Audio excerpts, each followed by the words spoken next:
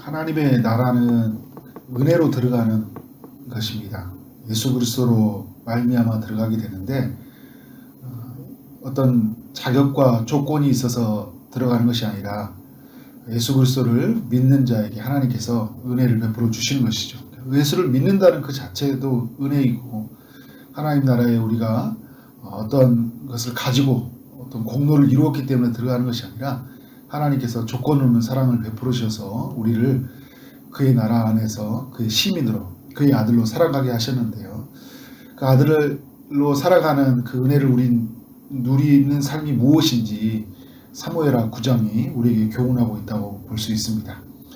다윗은 이스라엘의 왕이 되고 난 후에 예루살렘을 수도로 세우고 법궤를 가져오고 주변 나라를 정복하고 이스라엘을 공의와 정의를 행하는 조직으로 개편을 합니다.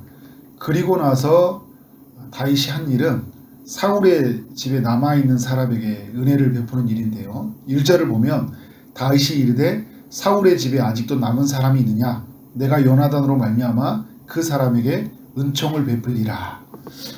사울의 집에는 시바라는 종이 있었는데 그를 통해서 요나단에게 아들이 있다는 그 소식을 듣게 됩니다.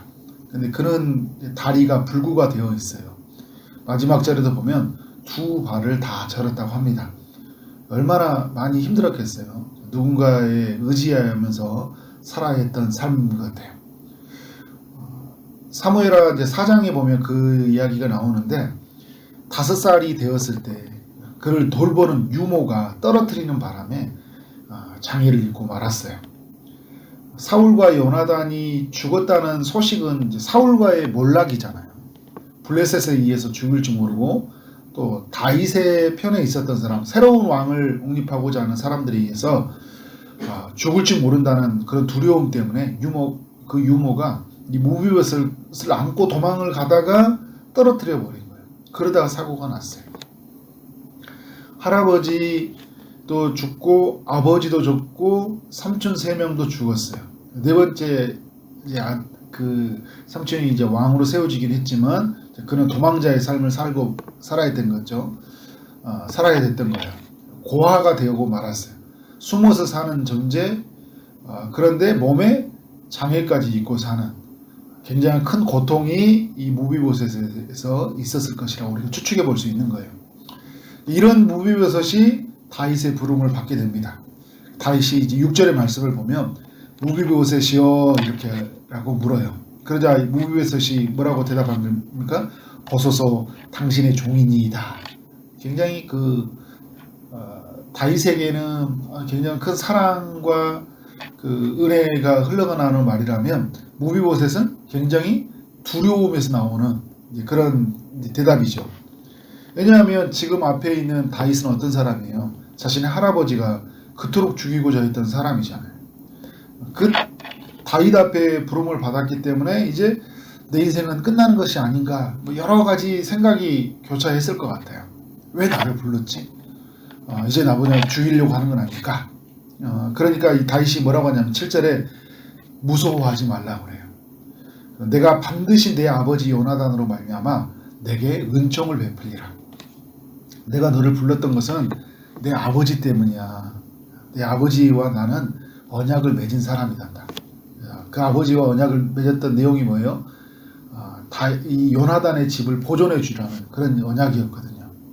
그래서 내가 그 언약을 따라서 너를 불러준 거야. 내가 너에게 은총을 베풀어 줄 것이다 라고 이야기를 하고 있습니다. 그 은총이라는 게 뭐냐, 2가지였는데 첫 번째는 그가 잃어버렸던 소유를 다 찾아준다는 약속이었고, 두 번째는 그 자신의 상에서 항상 먹게 해준다는 그런 약속이에요. 사울에게 있었던, 할아버지 사울에게 있었던 그 모든 땅을 주겠다는 거잖아요. 그런데 사울이 죽으면서 그것을 다 잃어버렸어요. 자기가 스스로 도망자가 된 거잖아요. 스스로 숨고 살았는데 다윗이 그 모든 권리를 회복시켜 주는 거예요. 항상, 그리고 나와 함께 먹게 해주겠다. 다윗이 이런 은총을 베푸는 이유가 뭐냐? 이 1절과 또 오늘 7절에 나왔던 이 은총이라는 이 단어는 히브리어로 헤세드라고 해요. 많이 들어봤죠? 하나님이 자기와 언약을 맺은 사람들에게 그 백성들에게 부어주는 풍성한 사랑을 의미해요. 한결같은 사랑, 충성된 사랑을 의미하고 있는데, 그러니까 신약으로 말한다면 아가페적 사랑이에요. 그런 은총을 다윗이 베푸는 이유는 뭐냐면 다윗이 먼저 은총을 입었잖아요. 누구에게 입었어요? 하나님으로부터 입었죠.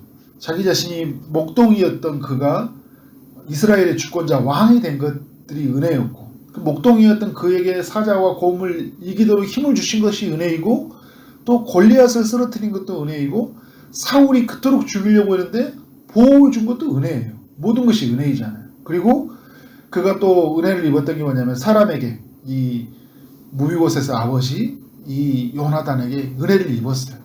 자기가 받은 은혜가 너무 크기 때문에 지금 이 은혜를 베풀고 있는 것입니다. 그래서 오늘 우리에게 이 사무엘하 9장을 통해 주는 교훈은 뭐냐면, 첫 번째, 우리는 은혜를 받은 자로서 은혜 베푸는 삶을 살아야 된다는 것을 교훈하고 있다는 것이죠. 우리 삶에 무비보셋 같은 사람들에게 은혜를 베풀어야 돼요. 그러니까 다윗이 왕이 되고 나서 사울 왕 편에 있는 길르앗 야베스 사람들에게 은혜를 베풀었고, 또 사울 왕의 가족이었던 무비보셋에게 은혜를 베풀어요. 가장 먼저 한 일이 그것이에요. 그러니까 유다 족속의 왕이 되었을 때는 길르앗 사람들에게, 그리고 이스라엘 전체 왕이 되었을 때는 사울 왕가에 있는 이 무비보셋에게 은혜를 베푸는 게 여러분 쉬운 게 아니잖아요. 어떻게 보면 자신의 반대편에 있는 사람에게, 자신에게 아픔을 끼쳤던 그런 가문에게 은혜를 베푼다는 것은 보통 마음이 있어서는 힘들죠. 이런 마음이 들었던 건 뭐냐면 하나님으로부터 너무 큰 사랑을 부여받았기 때문에, 그리고 하나님의 존재에 대한 믿음이 확실했기 때문에, 내가 이 사람을 키우면 뭐 우리가 흔히 시체말로 하듯이 호랑이 새끼를 키운다 이야기할 수 있는 거잖아요. 자신에게 학은이 될 수도 있는 것인데 미리 세상의 논리라면 잘라버릴 수 있을 거예요. 그런데 하나님이 지키시고 이 나라 하나님이 보호해 주신다는 거예요. 자신의 생명이 사울에게 있고 자신의 반대편에 있는 사람들에게 있는 것이 아니라 살아계신 하나님께 있다는 것을 다윗은 믿었잖아요. 그런 믿음이 하나 있었고, 또 그가 이렇게 행할 수밖에 없었던 건 뭐냐면 자신이 받은 은혜가 너무 컸어요. 받은 상처보다 은혜가 크면 이렇게 삶에 여유가 있어요. 누군가를 대하는 마음에 넉넉한 마음이 있는 거예요. 그런데 내 안에 삶에 상처가 크잖아요. 그러면 끊임없이 나를 방어하고 나를 보호하려고 해요. 하나님이 주신 그 은혜가 너무 컸기 때문에 그 은혜를 베풀고 있다. 그래서 여러분, 우리의 삶 안에서도 이러한 이야기가 남겨져야 된다는 거죠. 우리는 하나님으로부터 너무 큰 은혜를 받은 사람들이잖아요. 하나님의 조건 없는 그 사랑 속에서 하나님의 아들을 우리가 만나게 되었고, 그 아들로 인해서 우리는 하나님의 이 자녀가 되었다는 것, 이보다 큰 은혜가 어디 있어요? 그리고 하나님의 보호하심과 그 사랑 속에서 우리가 살아가고 있다는 것은 엄청난 하나님의 은혜를 받은 거잖아요. 그리고 하나님은 수없이 많은 요나단과 같은 사람을 통해서 오늘 우리가 이 자리에 있게 되었잖아요. 오늘 하루를 살고 우리 인생에 살아가는 어떤 가정과 일터와 이런 주변의 이야기들을 우리가 가지고 살아갈 수 있었다는 것은 하나님의 은혜 베푸심이 있다. 그러면 오늘 우리는 이 무비보셋과 같은 사람들에게 하나님의 자비와 사랑을 베풀어야 된다는 거죠. 두 번째 우리가 찾아야 될 것은 뭐냐면, 우리는 무비보셋과 같은 사람으로서 하나님의 은혜를 마음껏 누려야 된다는 거예요.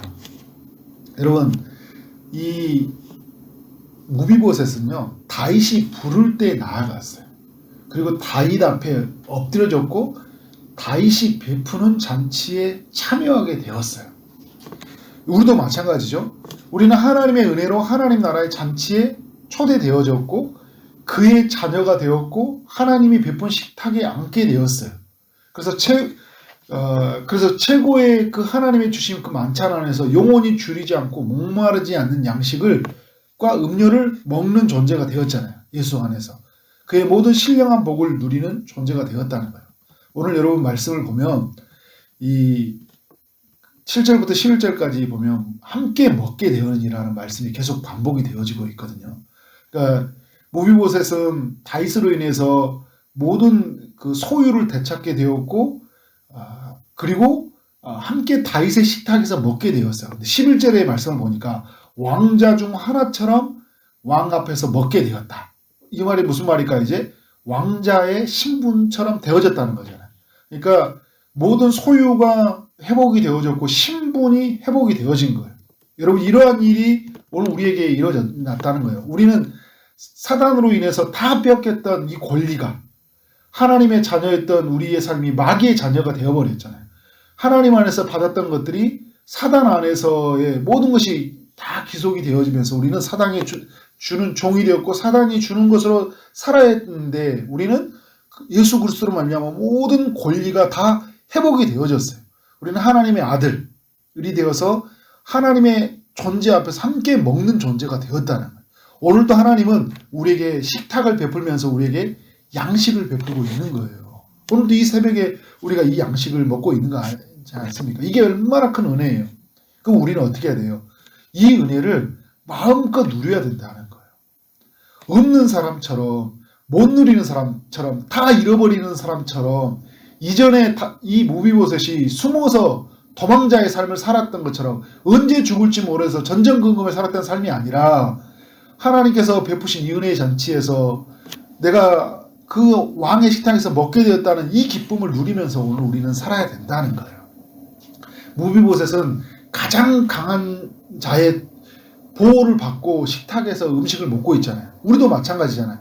우리는 전능하신 하나님, 우리를 사랑하신 하나님, 모든 우주를 창조하신 그 하나님의 안에서 우리는 보호받는 존재가 되었다.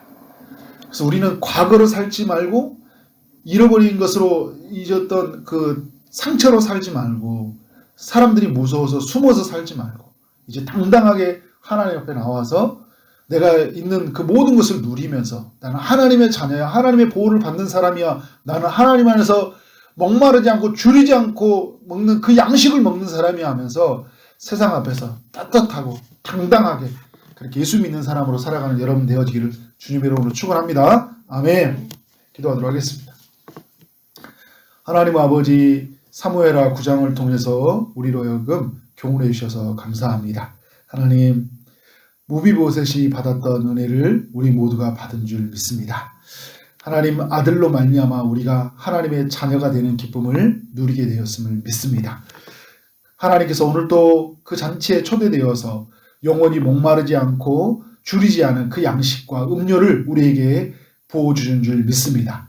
하나님이 세워진 교회를 통해서 그 예수 그리스도 안에서 성령을 통하여 오늘도 매 순간마다 부어오시는 그 은혜의 식탁을 맛보고 그것을 경험하고 살아갈 수 있도록 인도하여 주옵소서. 과거에 빼앗겼던 상처로 살지 않게 하여 주옵소서. 이제 숨어서 지내는 사람이 아니라 도망자의 삶이 아니라 하나님 은혜 안에서 초대되었고 가장 강한 왕의 보호를 받는 존재가 되었다는 것을 알고 하나님 세상 앞에 당당하게 담대하게 살아가는 우리의 삶이 될 수 있도록 인도하여 주옵소서.